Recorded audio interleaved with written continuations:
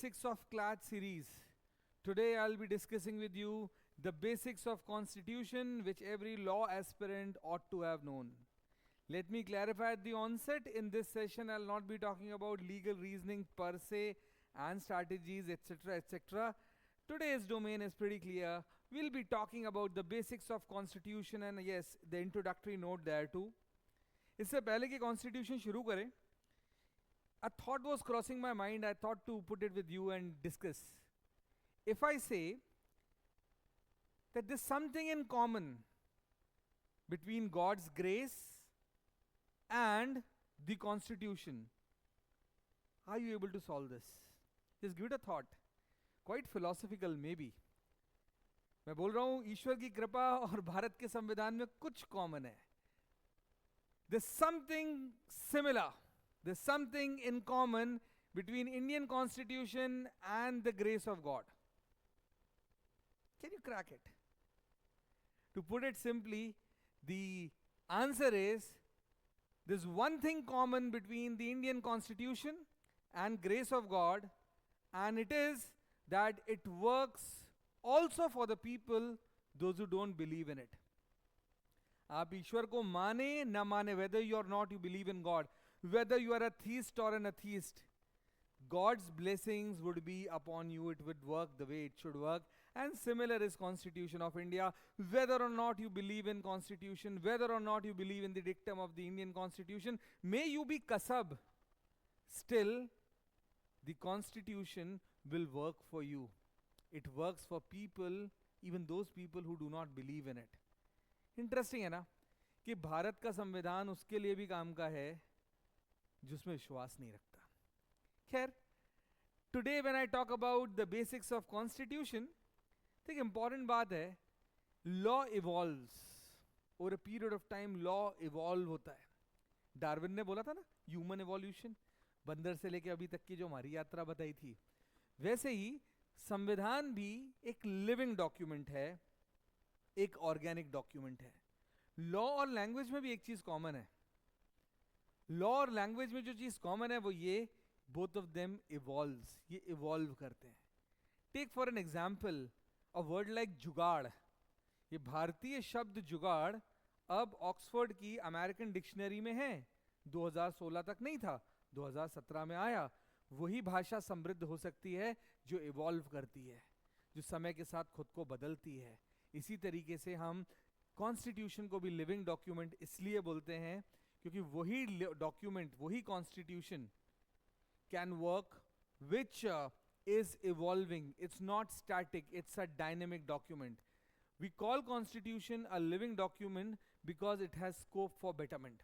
It has scope for evolution. It has scope for getting modified to meet the needs of society. Society is changing and so is the legal system. Khair, keeping things simple, to begin, जब हम बात करते हैं basics of constitution की, then if we say what is constitution, ये पहला question तो यही है कि what is constitution, what is it and why do we require one. तो my reply to this is एक बहुत जेनेरिक सी बात. Constitution is a set of rules and regulations that are required to govern a country and protect the rights of its citizens. तो दो बातें हमने देखी. Constitution is a legal framework, or to keep it simple, is a set of rules to govern a country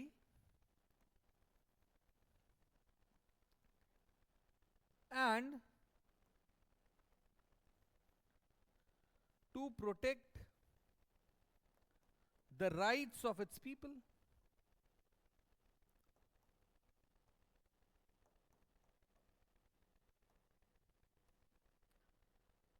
समझ रहे? So when I talk about the Constitution of India, the purpose of Constitution of India, unlike any other constitution, remains simple. It's a legal framework that defines how a country should be governed and it protects the rights of its people. अब question, important बात यह है कि संविधान नहीं होता तो क्या होता. संविधान नहीं होता, कॉन्स्टिट्यूशन नहीं होता, तो भारत वो भारत होता नहीं जो आज है. Importantly, if we try to understand what are the functions, what is the importance, why it is the significance of constitution, let's go a step ahead. अगली important बात, why do we have a constitution? हमारे देश में हमें संविधान चाहिए ही क्यों?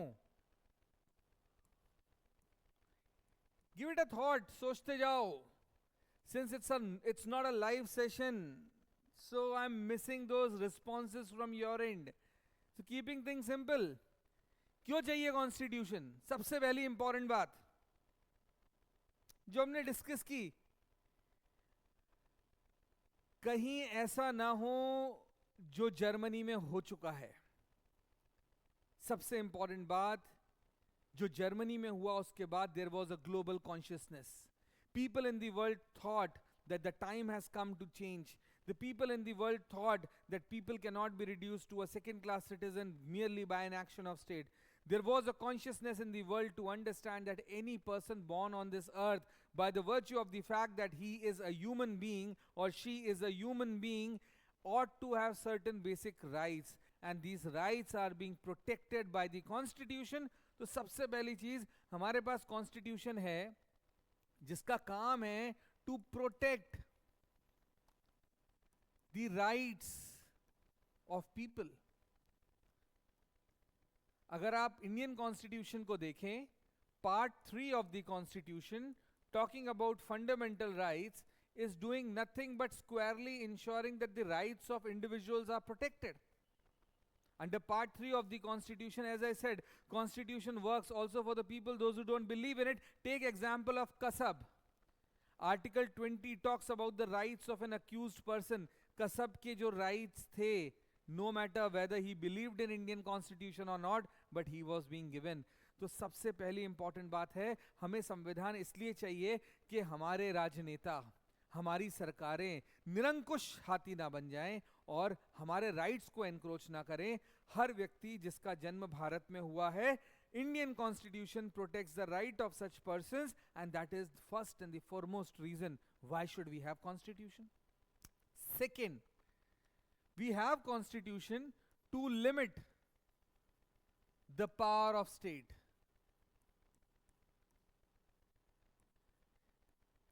When I say we have constitution to limit the power of state, we get to understand one thing very clear. Lord Atkin ने कहा था, power corrupts and absolute power corrupts absolutely. Important बात है हम सबके समझने के लिए. अगर हम पावर की बात करें, जब सारा पावर एक ही साथ होता है किसी के पास, तो उसे समझ नहीं आती. वो व्यक्ति अपने आप को ईश्वर समझने लगता है. The problem that comes is the fact that power, Lincoln ने बोला था ना, if you want to check the character of a person, give him power. तो important ये है, state arbitrary नहीं हो जाए, state tyrant नहीं हो जाए, state despotic नहीं हो जाए. इसके लिए we have constitution जो एक safety valve की तरह काम करता है और ensure करता है कि power of state is limited. Fundamental rights क्या है? स्टेट ये नहीं कर सकता. फंडामेंटल राइट्स बेसिकली स्टेट की पावर को लिमिट कर रहे हैं. कॉन्स्टिट्यूशन में हर ऑर्गन ऑफ स्टेट की पावर फंक्शंस डिसाइडेड हैं, तो कोई भी ऑर्गन उसके बियॉन्ड जा नहीं सकता. इसके लिए they have a framework in constitution which ensures that the powers of state are limited. उसको तो ना कहीं वो घोड़ा बेलगाम ना बन जाए. तो संविधान वो लगाम है जो स्टेट नाम के घोड़े पे कसी हुई है. संविधान वो अंकुश है जो स्टेट नाम के हाथी को टायरेंट बनने से रोकता है. हमारे लिए इंपॉर्टेंट बात यह है, जब हम बात करते हैं why do we have constitution, we say to limit the power of state. इसमें इंपॉर्टेंट चीज है कि constitution of India provides for separation of power. यहां थोड़ा सा रुकेंगे, बात करेंगे सेपरेशन ऑफ पावर के बारे में. जैसा कि हमने पढ़ा था ना अभी लॉर्ड एटकिन की बात, और आप सबको एक बात बता रहा हूं, आज जितना भी हम ये करने वाले हैं, इन सबके जो आपको नोट्स होंगे वो आपको टेलीग्राम पे मिल जाएंगे प्रॉपरली. तो बहुत कुछ लिखने से ज्यादा आप सुनिए. I could have been at a PowerPoint presentation. I would have refrained from discussing. I want to discuss introductory session. Constitution is such an important subject. We cannot go haywire, which is why I would want that I discuss with you certain things. हम लोग context को set कर ले, हम background को set कर ले, जब हम आगे पढ़ना शुरू करें तो हमें चीज़ें बहुत clear हो. तो अभी हम बात कर रहे हैं कॉन्स्टिट्यूशन क्या है, एक set of rules and regulation है. क्या करते हैं इससे एक देश को गवर्न करते हैं, वहां के लोगों के राइट्स को प्रोटेक्ट करते हैं. क्यों चाहिए कॉन्स्टिट्यूशन? लोगों के राइट प्रोटेक्टेड हो, जर्मनी जैसा हादसा दुनिया में दोबारा ना हो, इसलिए बना कॉन्स्टिट्यूशन. दूसरी इंपॉर्टेंट बात कि कॉन्स्टिट्यूशन एक सेफ्टी वेल्व की तरह काम करता है, जो स्टेट के पावर्स को लिमिट कर देता है. स्टेट लिमिटलेस नहीं बन जाए, सरकारें निरंकुश ना बन जाए, उसके लिए वो कैसे करता है? There's something called theory of separation of power. ये थ्योरी एक फ्रेंच फिलोसोफर मॉन्टेस्क ने दी थी. और मॉन्टेस्क का कहना था कि जब पावर एक ही हाथ में होगा तो प्रॉब्लम है. इसीलिए सेपरेशन ऑफ पावर के तहत ही इंडियन कॉन्स्टिट्यूशन में स्कीम है that it is divided, the state has divided into 3 organs. कौन से? लेजिस्लेचर. इनका काम क्या है? To enact law. तीनों लॉ से भी रिलेटेड है. एग्जीक्यूटिव, इनका काम क्या है? ये लेजिस्लेचर कौन हो गए? पार्लियामेंट. स्टेट में कौन हो गए? State legislative assemblies. इसी तरीके से एग्जीक्यूटिव कौन हो गए? एग्जीक्यूटिव हो गई गवर्नमेंट. और ब्यूरोक्रेसी, इनका काम क्या है? To implement law. और तीसरी हो गई जुडिशरी, मतलब पावर्स को बांट दिया जाए. और आगे भी हम बात करेंगे चेक्स एंड बैलेंसेस की. इनका काम क्या है? टू इंटरप्रेट लॉ, मतलब कोई भी एक्ट कॉन्स्टिट्यूशन के हिसाब से है या नहीं है, to interpret the law and administer justice.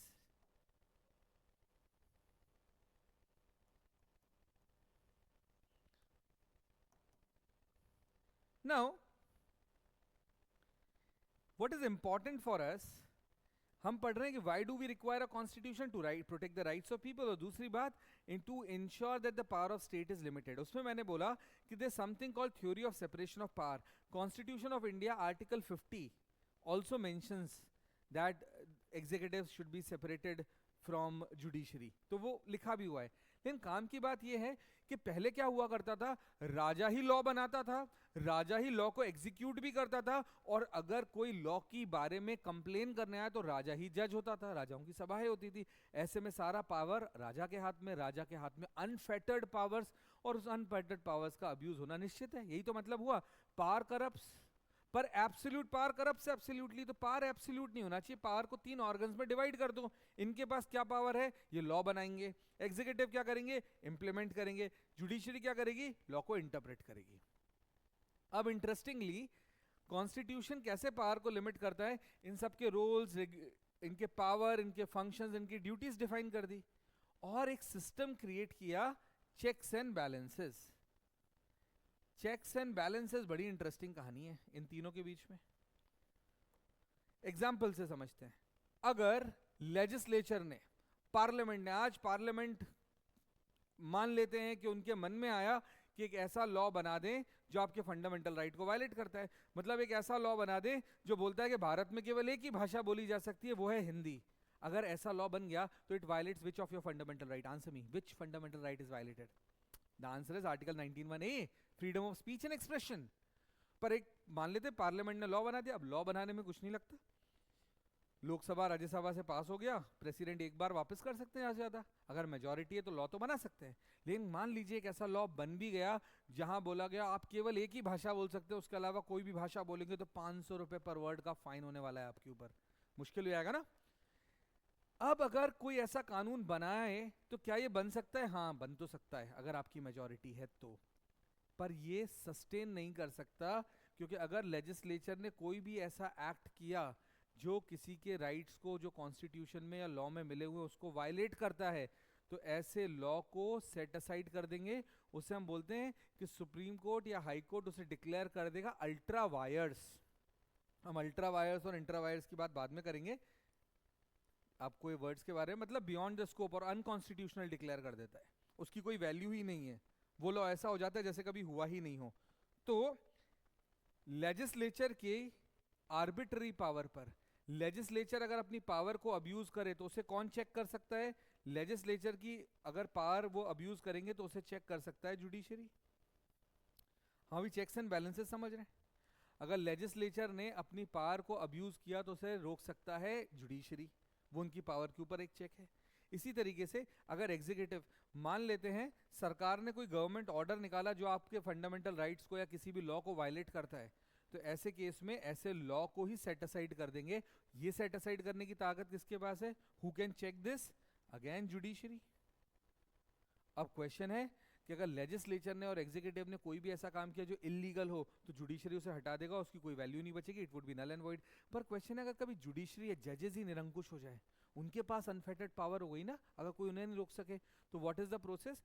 अब यहाँ प्रोसेस यहाँ दिखता है, अगर जुडिशरी कंप्राइजेस ऑफ जजेस, अगर कोई जज ने ऐसा काम किया which is violative of rights of people और विच इज इलीगल और विच इज अनकॉन्स्टिट्यूशनल, ऐसे केस में जुडिशरी के उस जज को हटाया जा सकता है। देखिए बहुत ऑफन इस वर्ड को यूज किया जाता है, इम्पीचमेंट कर सकते हैं जज का, लेकिन मैं अभी इसे बचूंगा इस वर्ड को यूज करने से। I will say process of removal of जजेस।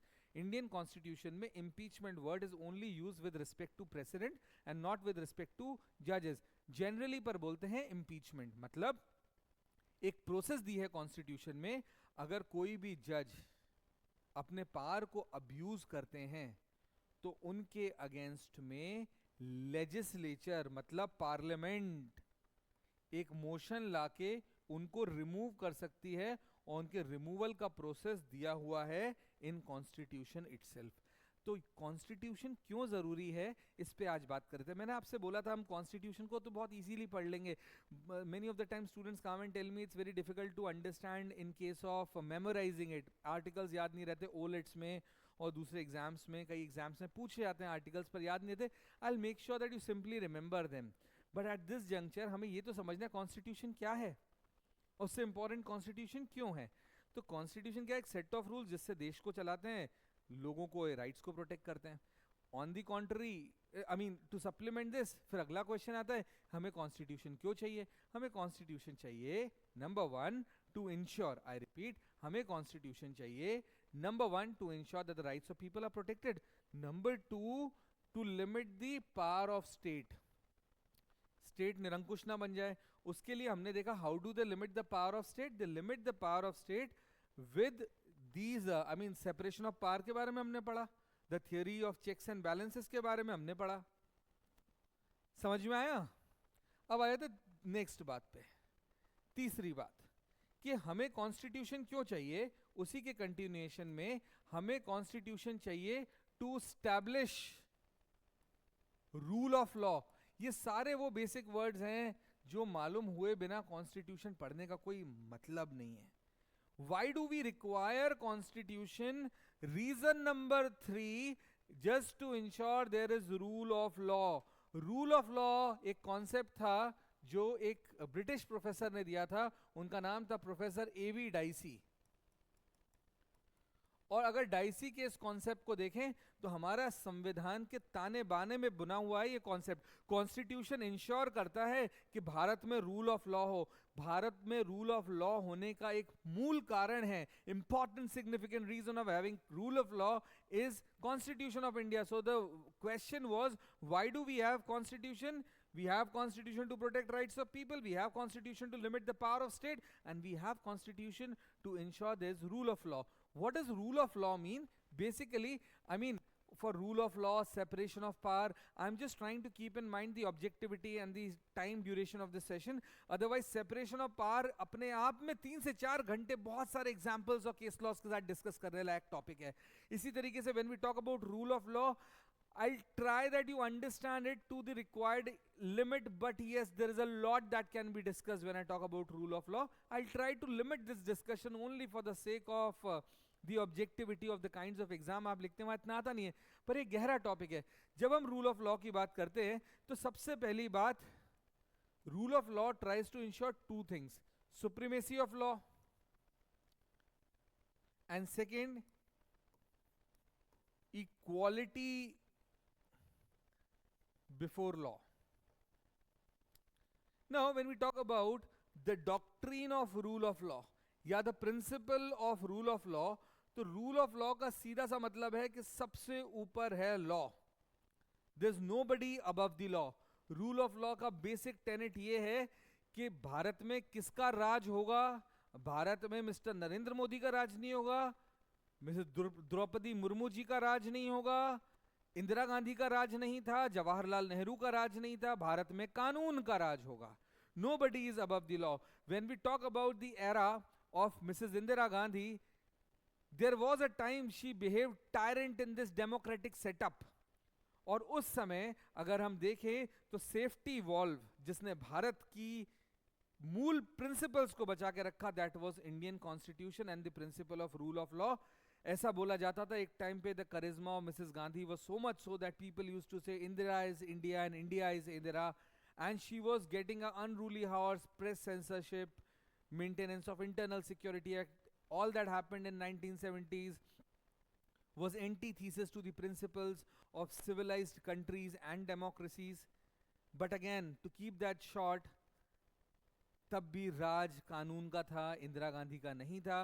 मिसेस इंदिरा गांधी एक judgment of Allahabad high court Rajnarayan case में, she had to quit her prime ministership. कुल मिला के लॉ का अगर सेफ्टी वॉल्व नहीं होता तो भारत के प्रधानमंत्री तानाशाह बन जाते, और अगर वो तानाशाह बन जाते तो प्रजातंत्र की हत्या लगभग तय थी. वो कारण जिससे भारत का कोई प्रधानमंत्री कभी तानाशाह नहीं बन पाया, वो कारण भारत का संविधान है. So it again is a very important thing that what we are asking, हमें कॉन्स्टिट्यूशन चाहिए क्यों? तो हमें कॉन्स्टिट्यूशन चाहिए to protect rule of law, supremacy of law. That means nobody is above the law. कानून से ऊपर कोई नहीं है, कानून सबके ऊपर है. Everyone would be governed in accordance with constitution, in accordance with law, and nobody is above the law. That principle is established in Indian democracy through the constitution. तो कॉन्स्टिट्यूशन का purpose to ensure rule of law. Rule of law मतलब पहली चीज, कानून सर्वोपरि है, विधि सर्वोपरि है, कानून सर्वोपरि है. The law is supreme, nobody is above the law. And second thing, कानून की दृष्टि में सब बराबर है. Law would treat everyone with equality. तो इक्वालिटी बिफोर लॉ की जो बात है, that comes through again the constitution of India. हम बात कर रहे थे ना कॉन्स्टिट्यूशन क्यों चाहिए. कॉन्स्टिट्यूशन आर्टिकल्स पढ़ना तो गलत हो जाएगा ना. मैं आपसे बोलूं the Indian constitution was enacted, adopted and given to ourselves on so and so date, और फिर आर्टिकल 1 में ये लिखा है वो लिखा है. इससे पहले समझें कि why do we have constitution. बहुत सारी चीजें हैं मन में जो मुझे लगता है I should have shared, but yes, keeping it again simple. Next thing, why do we require constitution? In my opinion, we require constitution because it is a tool for governance. एक देश को चलाना है, तो जब देश को चलाना है तो कौन सी अथॉरिटीज होंगी, उनके पास क्या पावर होंगे, उनके क्या फंक्शंस होंगे, उनका स्कोप क्या होगा काम करने का, वगैरह वगैरह. जैसे सेंटर गवर्नमेंट, यूनियन गवर्नमेंट और स्टेट गवर्नमेंट, सेंट्रल गवर्नमेंट और स्टेट गवर्नमेंट, इनके बीच में क्लियर डिमार्केशन ऑफ पावर, कौन क्या कर सकता है, कौन क्या नहीं कर सकता है, ये कॉन्स्टिट्यूशन से आता है. अगर we talk about why do we require constitution, I think we can have a very long discussion, and that is not what objectivity of this session would demand. To keep the thing simple, when I talk about Indian constitution, I told 4 things. Just as a quick recap, going here, we have constitution to protect the rights of people, we have constitution to limit the power of state. When I talk about limiting the power of state, we talk about the theory of separation of power, we talk about legislature, executive and judiciary. There are 3 different organs of state. These organs of state, ये सारे जो organs of state हैं, their powers have been demarcated and their functions have been demarcated, and they exercise check and balances so that nobody is in position to abuse the law and to ensure that power is not abused in any sense. तो ये हो गए organs of state. फिर हमने बात की the next thing, we require constitution to ensure rule of law. That means nobody is above the law, law is supreme, and we have constitution as a tool for governance. Constitution में लिखा है president कौन होगा, उनकी eligibility, president, vice president, council of ministers, attorney general, supreme court, governor, chief minister, high court, finance commission, UPSC, national commissions for women, national commissions for backward classes, etc. etc. All these bodies, what are their eligibility, कौन हो सकते हैं उसके chairperson, who can be the person, उसकी eligibility, power, functions, everything is being defined there. If what Supreme Court could do, their ambit, their functions, everything is defined there. When we talk about provisions, again more provisions, we have emergency, etc. etc. तो कुल मिला के when we talk about constitution overall, it is a tool for governance. एक देश को चलाना कैसे, उसका जो framework है, that is constitution. That is the requirement and significance of constitution. So this way, by now we have seen 4 important facets. Chautha was a tool for governance. So this is why we require constitution. Before I go further, just for your information, क्योंकि ये बात वहाँ से आ गई written और unwritten की, so there are 2 Latin terms, jus scriptum. Script मतलब लिखा हुआ, jus non scriptum. Non scriptum मतलब unwritten. तो इसको हम बोलते हैं written law. लैटिन टर्म्स को कभी याद करने का, रटने का कोशिश मत करना, वो समझने वाले होते हैं. If you understand few words you will always be right. तो जस्ट स्क्रिप्टम मींस, जस्ट मतलब हुआ लॉ, स्क्रिप्टम मतलब लिखा हुआ. Jus non scriptum means law which is not written is unwritten law. इसी तरीके से when we talk about the constitution, we have constitution जो कि रिटन, पूरी दुनिया की बात करें तो दुनिया में 2 तरह के कॉन्स्टिट्यूशन है, रिटन और unwritten. The world is having 2 kinds of constitution. A is written constitution, B is unwritten constitution. जब हम written constitution की बात करते हैं तो here constitution is codified. यहाँ ऐसे देश जहाँ का constitution codified हो, codified बोले तो लिखा हुआ हो. ऐसे देश जहाँ का कॉन्स्टिट्यूशन लिखा हुआ है उन्हें हम बोलते हैं कोडिफाइड कॉन्स्टिट्यूशन. और जब हम कोडिफाइड कॉन्स्टिट्यूशन की बात कर रहे हैं तो best example is USA. To the country, कई सारे ऐसे देश हैं जहाँ का constitution is not codified. Not codified मतलब लिखा हुआ नहीं है. Example UK. तो ऐसे देशों में फिर कॉन्स्टिट्यूशन को अनरिटन मतलब क्या, लिखा ही नहीं है constitution. So how do they govern the country? Their constitution is unwritten doesn't mean that they don't have a constitution. It just means that their constitution is unwritten, which is in the form of customs, traditions and judicial precedents. मतलब customs, वो पुरानी प्रथाएं, traditions और jurists के judgments, courts के judgment, तो हम उन्हें बोलते हैं judicial precedents. तो अनरिटन का मतलब ऐसा नहीं कि कुछ है ही नहीं. अनरिटन का मतलब कॉन्स्टिट्यूशन को कोडिफाई करके अलग से नहीं लिखा है, बट सोर्स ऑफ कॉन्स्टिट्यूशन है custom, tradition and judicial precedents. या source of constitution is the constitution itself, constitution लिखा हुआ है. So this is the difference between written and unwritten constitution. अब एक छोटी सी बात, आई थिंक थोड़ी सी भारी हो जाएगी, लेकिन अगर इसको यहीं डिस्कस कर लेंगे तो I think that would help you. जब हम रिटन और अनरिटन कॉन्स्टिट्यूशन की बात करते हैं तो मेरा पर्सनल ऐसा मानना है, अगर हम शॉर्ट्स को पढ़ें, अगर हम एच.एम. सीरवई साहब को पढ़ें, तो एक चीज़ समझ में आती है कि ऐसे देश, जस्ट फॉर कभी ऐसा एमसीक्यू आ जाए ना जहाँ पे अनरिटन रिटन को हमें देखना पड़ा, दुनिया में इतने सारे देश है, कौन सा रिटन है कौन सा अनरिटन है. If you want to figure it out, I will give you very small tip and you see to this.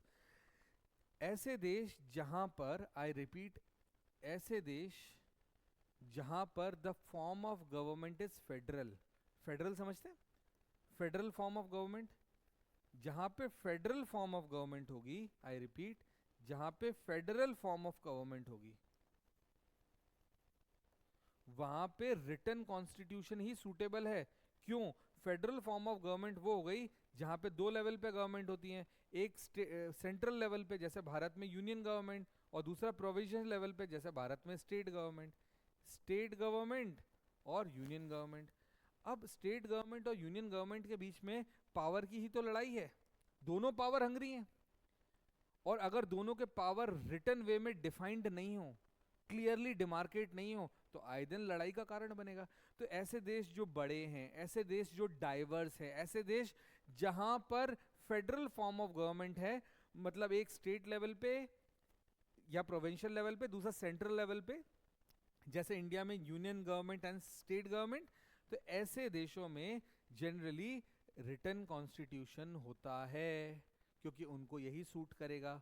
और ऐसे देश जहां पे दो सेट ऑफ गवर्नमेंट नहीं है, एक ही सेट ऑफ गवर्नमेंट है जो सेंट्रली देश को चलाती है, there is only one set of government which centrally runs the country, such states are called unitary states. For I just was there for a basic discussion for you, so therefore I just refrained using a PowerPoint. आप comments में लिख देना if you think PowerPoints add more value to your learning, तो हम white board की जगह PowerPoint use कर लेंगे, और अगर आपको लगता है white board ठीक है तो भी प्लीज comment कर दीजिएगा, तो हम white board use करेंगे, जैसे आप बोलेंगे we'll go ahead with that. We are equally happy in both. अभी के लिए काम की बात ये, हमने देखा कि just scriptum just non scriptum, written law unwritten law, तो कई देशों का कॉन्स्टिट्यूशन रिटन एंड कई देशों का कॉन्स्टिट्यूशन अनरिटन। तो ऐसे देश जहां पे फेडरल फॉर्म ऑफ गवर्नमेंट है, स्टेट गवर्नमेंट है, सेंट्रल गवर्नमेंट है, दोनों सेट ऑफ गवर्नमेंट है, ऐसे देशों में रिटन कॉन्स्टिट्यूशन सूटेबल है। और ऐसे देश जहां पर एक ही सेट ऑफ गवर्नमेंट है, सेंट्रली कंट्रोल करते हैं, such kind of such states where the government is only one government at the center and they try to control the entire state with one set of government, unlike the federal ones where there are two state and the central level. At such state unwritten constitution may be suitable. Unwritten constitution unitary form of government के लिए suitable हो सकता है, और federal form of government में suggestive है कि constitution return ही हो। तो ये आप एग्जाम्पल का यहाँ पे भी इम्पैक्ट देखिए। आई होप हम लोग अभी कॉन्स्टिट्यूशन क्यों है पे चर्चा कर रहे थे, and this would have really been an add on to your understanding of the subject. मैंने अभी हमने आपसे बात की कि क्यों कॉन्स्टिट्यूशन चाहिए, उसी में एक ऐड कर दिया रिटन और अनरिटन कॉन्स्टिट्यूशन का। और इसमें ऐड करने का कारण ये है क्योंकि हमें बड़े गर्व के साथ कहते हैं हम लोग, India has world's lengthiest written constitution. तो जब हम इस बात को बोलने में इतना गौरवान्वित महसूस करते हैं, तो it's very important and imperative upon us to understand why and what is the connotation of this word written constitution. What is written constitution, what is unwritten constitution? तो मुझे लगता है कि that part would have been clear.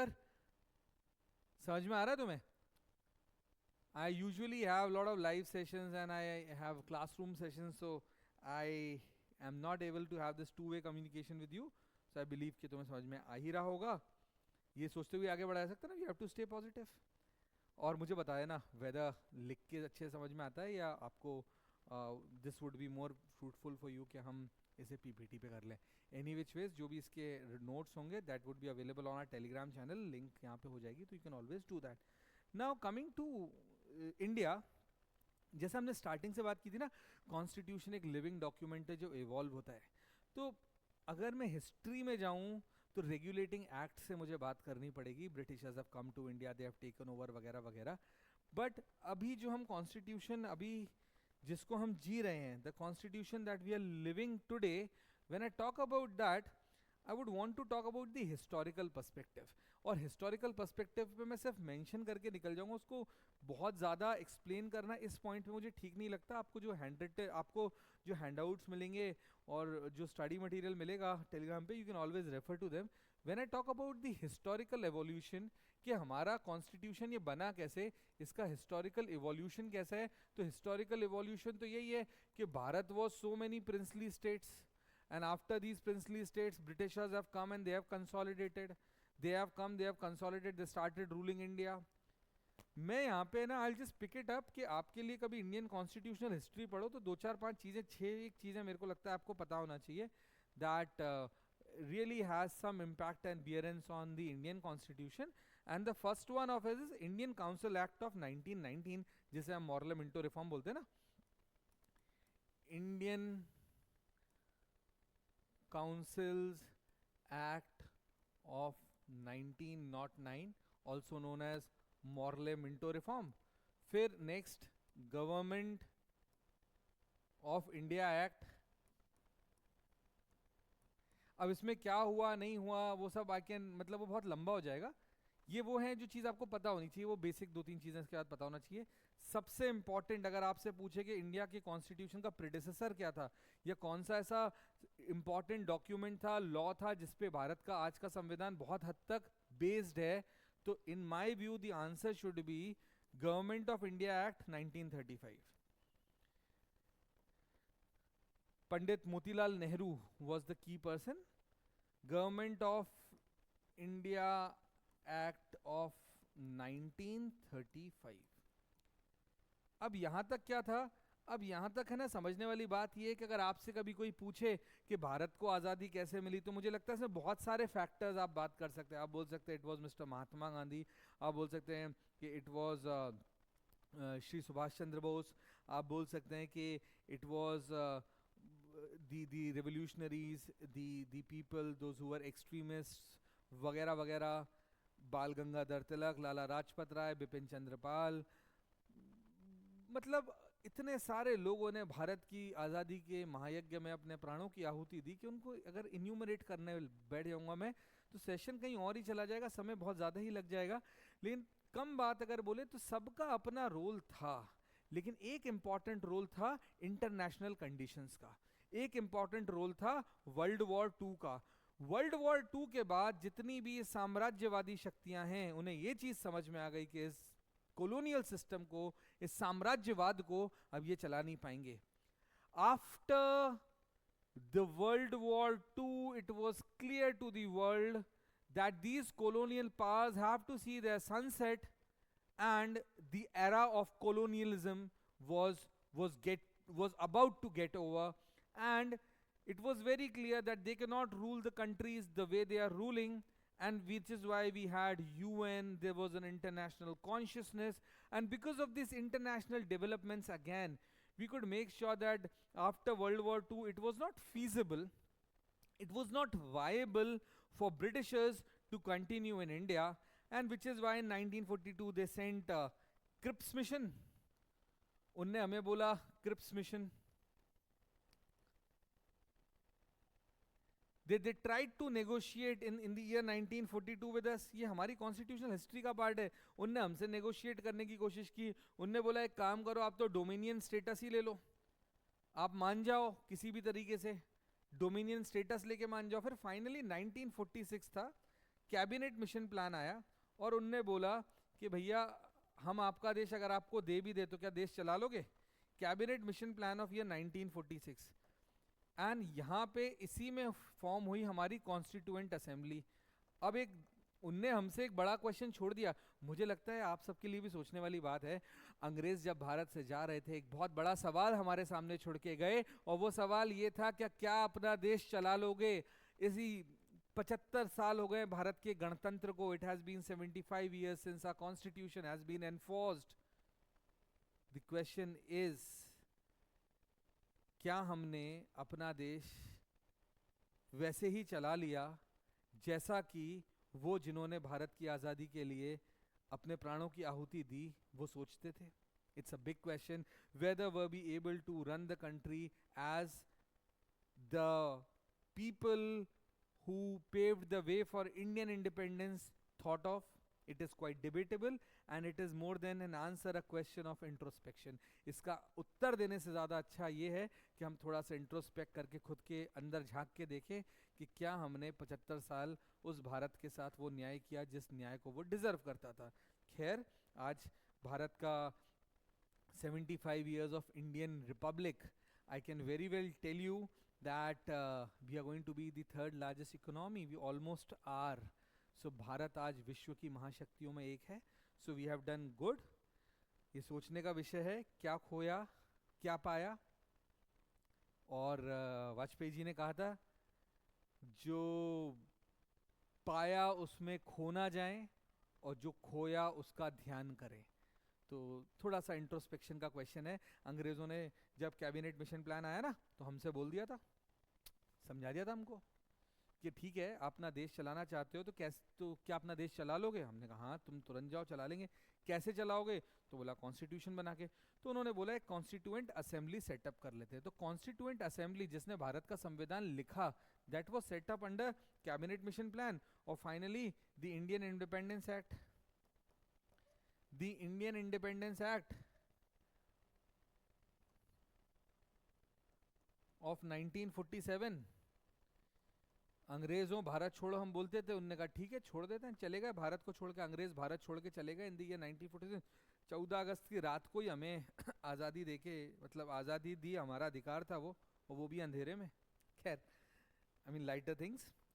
Important बात यह है कि अगर हिस्टोरिकल इवोल्यूशन देखें तो मेरे समझ से ये लेजिस्लेशन, अब रेगुलेटिंग एक्ट और ब्रिटिशर्स आए भारत में वो बात करूँ तो बहुत लंबी चौड़ी बात हो जाएगी। काम की बात है ये सारे इंपॉर्टेंट डेवलपमेंट्स थे, यहाँ पे भारत आज़ाद हो गया और हमारी कॉन्स्टिट्यूएंट असेंबली बन गई। अब एक बॉडी तैयार हो गई, उस बॉडी का काम था भारत का संविधान लिखना। संविधान क्या हो गया? एक ऐसा set of rules which is important, which is design to govern the country, पहली चीज, and to protect the rights of its people.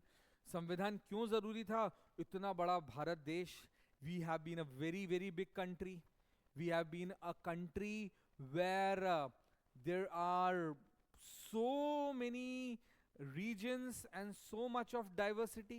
ऐसे देश में लोकल लेवल पे अलग इंटरेस्ट थे, नेशनल लेवल पे अलग इंटरेस्ट थे, तो इन सब चीज़ों को बैलेंस करने के लिए भी रिक्वायर्ड अ कॉन्स्टिट्यूशन। अंग्रेजों ने जाते जाते भारत तोड़ो योजना तो बना ही ली थी, and by the time Britishers they left India, we were 565 princely states. इन सारे स्टेट्स को साथ में लाकर एक भारत बनाना was a job.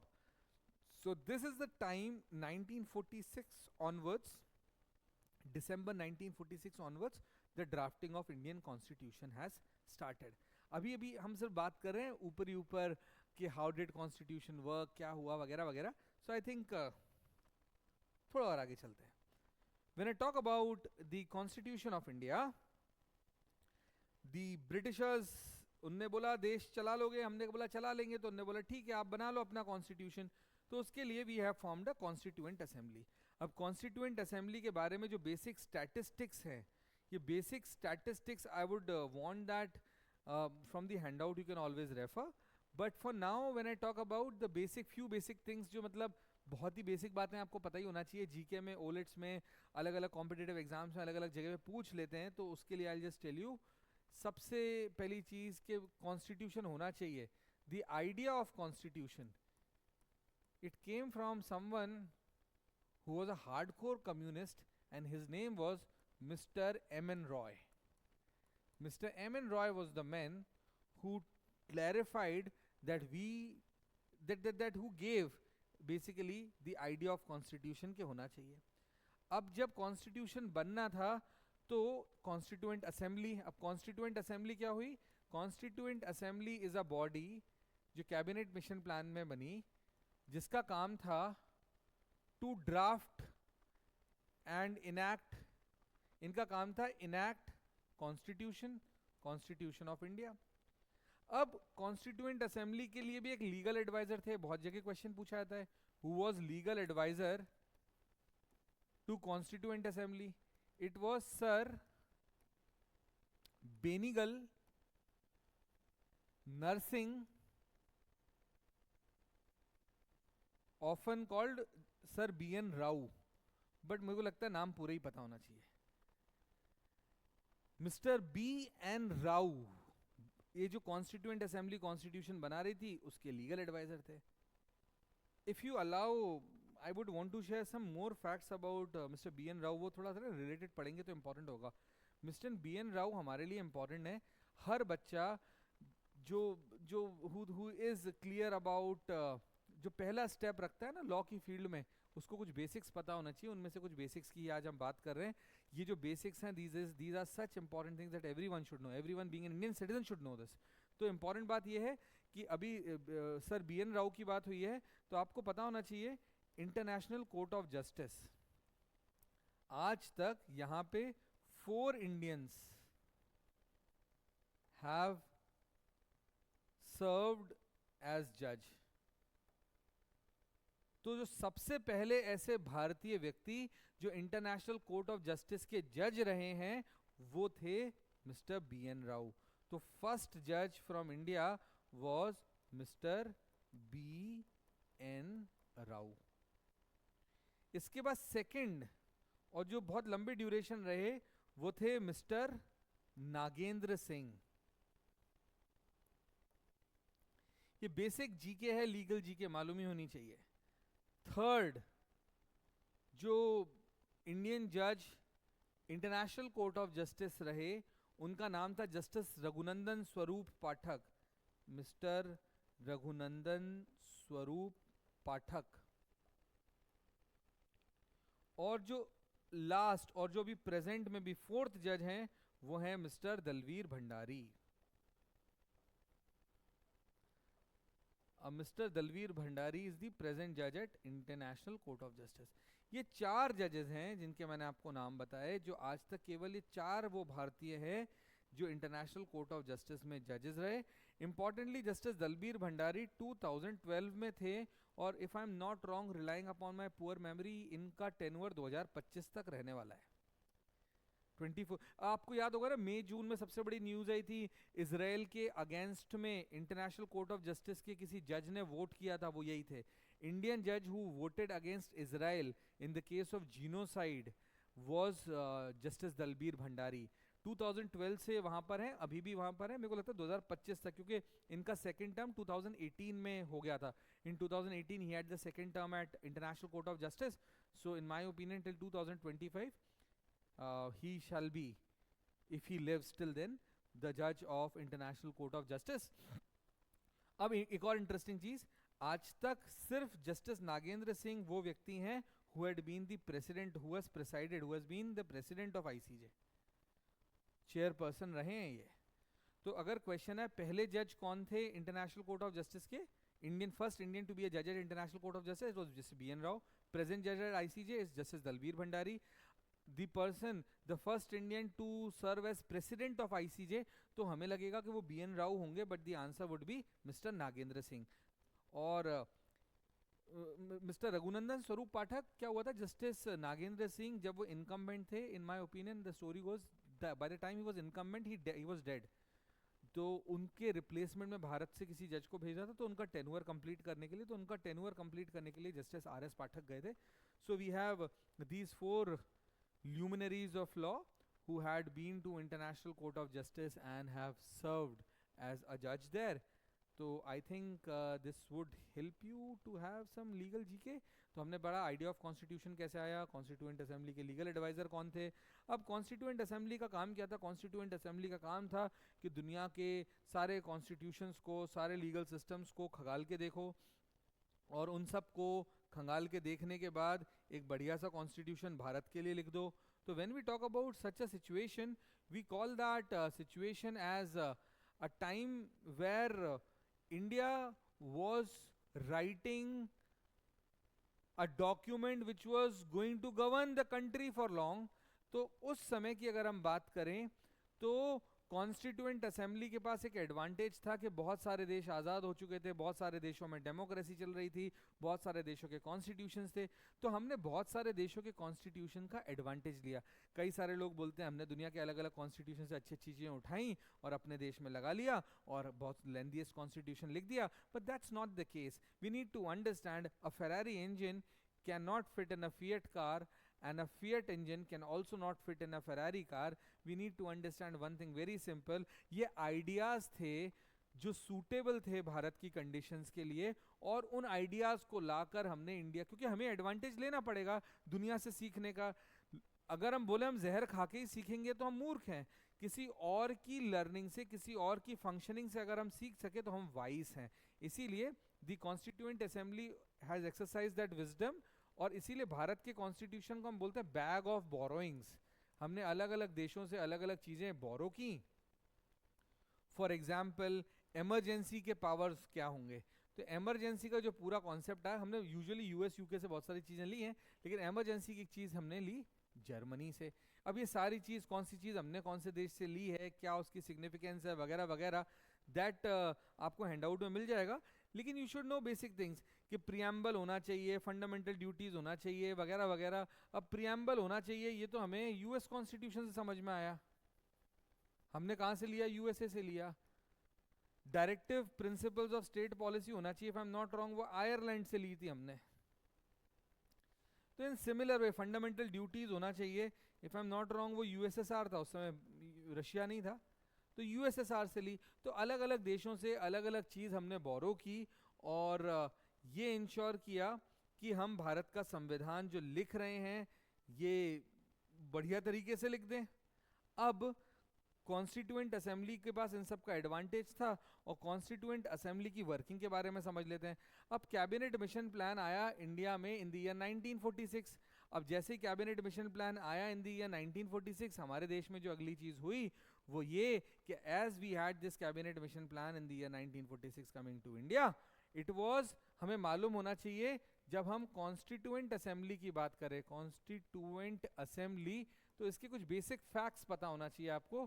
First time ये कहाँ they met, for the first meeting was done on 9th of December 1946। 9th of December को इनॉग्रल मीटिंग हुई थी किसकी? कॉन्स्टिट्यूएंट असेंबली की। Now Constituent Assembly meets for the first time on 9th of December 1946। अब important बात थी chairperson कौन होगा, तो जो सबसे सीनियर पर्सन थे, यहां पे भी एक जीके का अच्छा क्वेश्चन आता है, जो सबसे सीनियर पर्सन थे वो थे डॉक्टर, उस मीटिंग में सबसे सीनियर थे तो डॉक्टर सच्चिदानंद सिन्हा। अब doctor Sachchidanand Sinha was the senior most person, और उनको तब तक जब तक कि इलेक्ट ना हो जाएं तब तक के लिए चेयरमैन बना दिया। तो इसीलिए हम उन्हें बोलते हैं जब तक कि चेयरमैन इलेक्ट ना हो जाए तब तक के चेयरमैन थे, तो इन्हें इंटरिम चेयरपर्सन बोलते हैं। लेकिन अगर आपको क्वेश्चन आए कि who was the chairman of the drafting committee, तो it was doctor Rajendra Prasad. और डॉक्टर राजेंद्र प्रसाद का क्या हुआ, that I will tell you. जैसे ये 9 तारीख को मिले, इंटरिम चेयरपर्सन डॉक्टर सच्चिदानंद सिन्हा थे, डॉक्टर राजेंद्र प्रसाद को इलेक्शन के बाद चेयरमैन चुना गया, तो ही इज इलेक्टेड चेयरपर्सन। अगर क्वेश्चन ऐसा आ जाए who is the first chairperson, who is the first chairperson, who has been the first chairperson of the constituent assembly, और डॉक्टर सच्चिदानंद सिन्हा और डॉक्टर राजेंद्र प्रसाद दोनों नाम आपके सामने आ जाएं, तो it's a tricky question where the right answer would be doctor सच्चिदानंद सिन्हा। लेकिन first elected chairperson was doctor Rajendra Prasad, और जनरली भी अगर हम देखते हैं तो it was doctor Rajendra Prasad. और if I am not wrong इनकी इनॉग्रल मीटिंग 9 तारीख को हुई थी, और 2 दिन बाद मेरे ख्याल में, if I am not wrong, doctor Rajendra Prasad became the chairperson, elected chairperson of constituent assembly on 11th December 1946। तो ये स्टैट्स आपको पता होना चाहिए। अगर कोई पूछे, कभी कोई क्वेश्चन आए who has been the chairperson of the constituent assembly, जो कॉन्स्टिट्यूएंट असेंबली भारत का संविधान ड्राफ्ट करी थी उसके चेयरपर्सन कौन है, द आंसर वुड बी, अगर फर्स्ट पूछा और सच्चिदानंद सिन्हा ऑप्शन है तो वही आंसर है, अगर वो ऑप्शन में है ही नहीं तो राजेंद्र प्रसाद आंसर है। इलेक्टेड चेयरपर्सन, इलेक्शन बाद में हुआ था, इलेक्टेड चेयरपर्सन डॉक्टर राजेंद्र प्रसाद हैं, और पहली इनॉग्रल मीटिंग में किसी को तो चेयर करना था ना, तो वो थे डॉक्टर सच्चिदानंद सिन्हा। पहली चेयर हुई 9th of December 1946 में। These are the stats we should be basically knowing। इसके बाद क्या हुआ, इसके बाद अब कॉन्स्टिट्यूशन बनना है। अभी मैं ना जब प्रियम्बल की बात करूंगा तो आपसे इस बात को करूंगा, अब कॉन्स्टिट्यूशन बनना है तो क्या वो आइडियल्स होंगे, क्या वो प्रिंसिपल्स होंगे, क्या वो विचारधारा होगी, क्या वो आइडियोलॉजी होगी जिस पे भारत का संविधान बेस होगा। तो those ideologies, those basic principles on which the Indian constitution is premised, the objective of Indian Constitution was drafted and moved by Pandit Jawaharlal Nehru, and that is called objective resolution। Objective resolution मतलब संविधान जो बना रहे हैं इसकी मूल भावना क्या होगी, what would be the basic cardinal principles that would be enshrined in the constitution that we are going to make. तो objective resolution was moved by Pandit Jawaharlal Nehru. Objective resolution was moved by Pandit Jawaharlal Nehru on, अब क्या था आप लोगों को याद रखने को देखना ऐसा, how can you remember, you always see this that when we talk about पहली बार कब मिले 9 दिसंबर को, 9 दिसंबर को इंटरिम चेयरपर्सन सच्चिदानंद सिन्हा, फिर इलेक्शन हुआ कौन सी तारीख को, 11 तारीख को राजेंद्र प्रसाद बन गए। अब सबसे पहली बात क्या होगी, अब सबसे पहली बात होगी कॉन्स्टिट्यूशन बनेगा कैसा, क्या प्रिंसिपल्स होंगे, क्या वो आइडियाज होंगे जिसपे हमारा कॉन्स्टिट्यूशन फ्रेम होगा। तो वो मूव किया था ऑब्जेक्टिव रेजोल्यूशन में, and the date if I am not wrong was 13th of December 1949। और इंटरेस्टिंगली ये जो ऑब्जेक्टिव रेजोल्यूशन है यही अब भारत के मतलब in a way objective resolution is now the preamble. उसके अंदर विद म्यूटेटिस म्यूटेंटिस कुछ चेंजेस ऑल्टरेशंस के बाद जो ये ऑब्जेक्टिव रेजोल्यूशन था इसी पे भारत के आज के कॉन्स्टिट्यूशन का प्रीएम्बल बेस्ड है।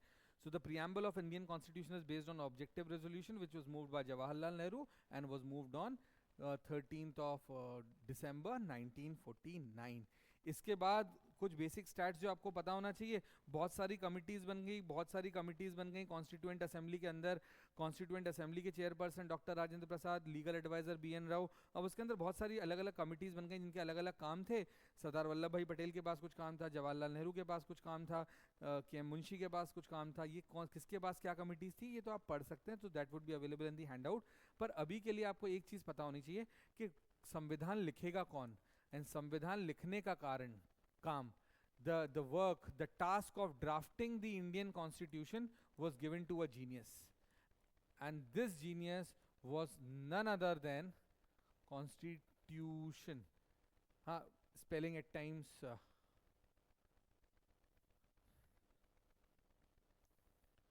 drafting of Indian Constitution, I know you have guessed by now, it was given to Dr.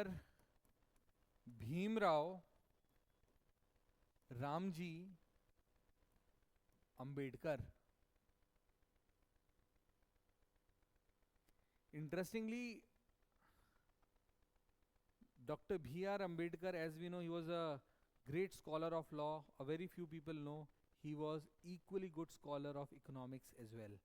If I have to talk about the genius of Dr. Bhimrao Ramji Ambedkar, I think the time would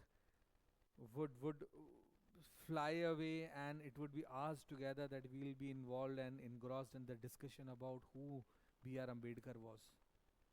The ideals of Ambedkar are hard to understand. Every Tom, Dick and Harry today talks about Ambedkar, but the idea is you should study Ambedkar before speaking anything about the ideas of Ambedkar. He was a man with a great vision, great understanding of law, economics, and a man who had a great vision to transform and see such an important thing. He is called the architect of Indian Constitution because he was given the job to write the Indian Constitution.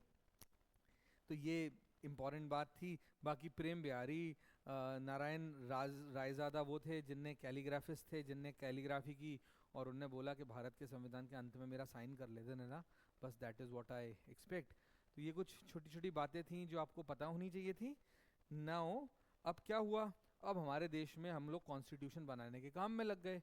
कब से लग गए, 9th of December 1946 से लग गए। तो मोटा मोटा कितना टाइम लगा, आप सोच लो, भारत आज़ाद हुआ 1947 में और रिपब्लिक डे 1950 में होता है, तो मोटा मोटा 3 साल है ना। हमें रटना नहीं है ना कुछ, तो ऐसे याद करेंगे, ऑलमोस्ट 3 years। तो उस 3 years में आप कर दिया करो 13 days शॉर्ट, 3 साल में 13 दिन कम। मतलब to make constitution of India 3 साल में 13 दिन कम, मतलब 2 साल कितने महीने, 11 महीने कितने दिन, 18 days। 2 साल 11 महीने 18 दिन लग गए भारत के संविधान को लिखे जाने में और फाइनल होके इनैक्ट होने में। और इट वाज, ध्यान से सुनेंगे, 26 नवंबर 1949 जब कॉन्स्टिट्यूएंट असेंबली ने, अब ये वर्ड्स बहुत इंपॉर्टेंट हैं, आप हमेशा याद रखिएगा, constituent assembly enacted, adopted and given to ourself, बस सारे देश के लोग थे, खुद ही के लिए लिख रहे थे, and given to ourself this constitution, या given to ourself the constitution लिख लेंगे तो English would go better, the constitution. तो 26 of November 1949 को कॉन्स्टिट्यूएंट असेंबली का काम पूर्ण हो गया था, they enacted, adopted and given to ourselves this constitution. तो उसी दिन रिपब्लिक डे भी हो सकता था। लेकिन हमारे लिए इंपॉर्टेंट बात है, हमारा रिपब्लिक डे है ऑन अनदर डेट। हमारा Republic day is on 26 January 1950। मतलब 2 महीने डेफर किया हमने, 2 महीने टाल दिया, 2 महीने बाद हमने संविधान को, इस दिन हमने क्या किया, वी एनफोर्स्ड, हमने कॉन्स्टिट्यूशन को लागू कर दिया, वी एनफोर्स्ड कॉन्स्टिट्यूशन। तो हमारे लिए इंपॉर्टेंट बात यह है, on 26 November 1949 we enacted, adopted and given to ourselves this constitution. On 26 January 1950 we enforced constitution. तो ये दो बातें हैं। अब क्वेश्चन ये है, 26 नवंबर 1949 को रिपब्लिक डे मना लेते, लेकिन क्या था, जो कांग्रेस का लाहौर सेशन था उसमें 26 जनवरी से 1930 29 ऑनवर्ड्स 30 ऑनवर्ड्स उनने ये प्रण लिया था कि हर साल 26 जनवरी को हम पूर्ण स्वराज दिवस मनाएंगे। तो ये डे को वो बहुत पहले से पूरे देश को एक साथ लाके पूर्ण स्वराज बोला, हमें स्वराज चाहिए, स्वराज से कम कुछ नहीं चाहिए, डोमिनियन स्टेटस भी नहीं चाहिए, पूर्ण स्वराज दिवस के नाम से मनाते थे। तो इतने सालों से पूर्ण स्वराज दिवस के नाम से मनाते थे, कंप्लीट इंडिपेंडेंस डे के नाम से बनाते थे। तो हम इस दिन को अब सेलिब्रेट करते हैं। अब ऐसा तो था नहीं कि अंग्रेज जा रहे थे भारत से, हम बोलते हैं अंग्रेजों देखो ऐसा है कि 15 अगस्त 1947 को आज़ाद मत करो, रुक जाओ 6 महीने, हमारा पूर्ण स्वराज डे आएगा 26 जनवरी, उस दिन हमें कर देना आज़ाद। अगर ऐसा होता तो 6 महीने में तो क्या क्या हो जाता और क्या ही उनका मन होता, that would have been a very funny way of finding. तो हमें आज़ादी का जो दिन था, इंडिपेंडेंस डे था, उस पर हमारा कोई कंट्रोल नहीं था। वो तो अंग्रेज़ों ने जिस दिन हाथ खड़े किए हमने तुरंत भगाया और हमने कंट्रोल ले लिया। लेकिन जब रिपब्लिक डे की बात थी, वो भी तो एक सिग्निफिकेंट डे है। रिपब्लिक डे मतलब वो ऐसा दिन जो कभी हमारे जहन से ना जाए, उस दिन की हिस्ट्री को हमेशा हमारे स्मृतियों में जगह रहे। We always have space in our memories to remember the importance and significance of Purna Swaraj दिवस। इसीलिए हमारे कॉन्स्टिट्यूशन को 2 महीने डेफर करके 26 जनवरी 1950 में एनफोर्स किया गया और उस दिन को रिपब्लिक डे मनाया जाता है। इसका फ़ायदा ये है कि आपको जो छुट्टियां मिलती हैं उसके कारण आप इस दिन को भूलते नहीं हैं, और वो दिन वरना कहीं गुमनामी के अंधेरों में खो जाता, और वो ना खोए इसके लिए हमने 2 महीने डेफर कर दिया। और अब क्या स्टेटस है, पहले हम 26 जनवरी 26 नवंबर 1949 के कारण हम लोग 26 नवंबर को हम लोग पहले बोलते थे law day, after mister Modi finding his place in the governance we call it constitution day, which is fair enough.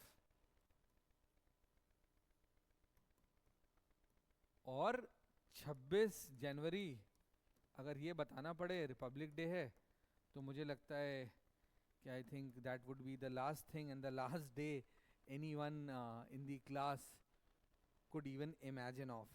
तो मुझे लगता है कि ये एक इम्पॉर्टेंट बात थी, हमने इस दिन वर्ल्ड का लेंथीएस्ट कॉन्स्टिट्यूशन लिख दिया। अब एक लास्ट स्टैट मैं आपको और बता देता हूँ और उसके बाद we'll keep it for other day now. वो लास्ट स्टैट ये है कि जब भी वर्ड ओरिजिनली यूज हो ना, कि ओरिजिनली कॉन्स्टिट्यूशन में क्या था, तो समझ लेना बात हो रही है एज ऑन 26 जनवरी 1950, और ओरिजिनली के बाद उसकी कंपैरिजन हो सकती है प्रेजेंट से। तो अगर हम ओरिजिनली देखें तो कॉन्स्टिट्यूशन में कितने आर्टिकल, हमने दुनिया का सबसे लेंथीएस्ट कॉन्स्टिट्यूशन लिख दिया। तो ओरिजिनली 395 आर्टिकल्स थे। Constitution is divided in articles, sections नहीं बोलते, we call them articles here. तो as on this date, originally का मतलब I think is clear to everyone. जब हम ओरिजिनली की बात कर रहे हैं तो हम बात कर रहे हैं 26/1/1950। टोटल कितने आर्टिकल थे, कितने पार्ट थे, कितने अमेंडमेंट्स थे, कितनी शेड्यूल थी। इसका एक कंपैरेटिव चार्ट देख लेते हैं। हमने बोला ना, हमने वर्ल्ड का लेंथीएस्ट बल्कीएस्ट कॉन्स्टिट्यूशन लिख दिया। दुनिया का इतना बड़ा कॉन्स्टिट्यूशन लिखने के बाद I think we had some understanding, some importance about stats को भी समझना चाहिए। तो we need to be clear, we had originally 395 और अब मेरे ख्याल में 448 आर्टिकल्स हैं. Originally 22 parts, now I think we have 25 parts. Originally 8 schedules, 4 schedules were added later, so we have 12 schedules. Amendment तो 0 ही होंगे. अब if I'm not wrong, there are 106 amendments till date. So this has been the saga of the session that I was having with you today. बहुत सारी बातें इसमें नहीं की. एक तो इंट्रोडक्टरी नोट ही था, सीधी सीधी बात आपसे करनी थी कि भारत में संविधान चाहिए ही क्यों, क्या होता है कॉन्स्टिट्यूशन, कैसे बना, क्या इंपॉर्टेंट बातें और कुछ important statistical points. In next session we will start with preamble and the basics of constitution and take it long. Thanks for your patience. Good time for me Bahul to sign off. Meet you soon in another session of Basics of Constitution and Basics of Class series. Wish you all happy learning. और याद रखना, मेहनत करना है, लड़ते रहना है और जीतेंगे तो हम ही. All the best.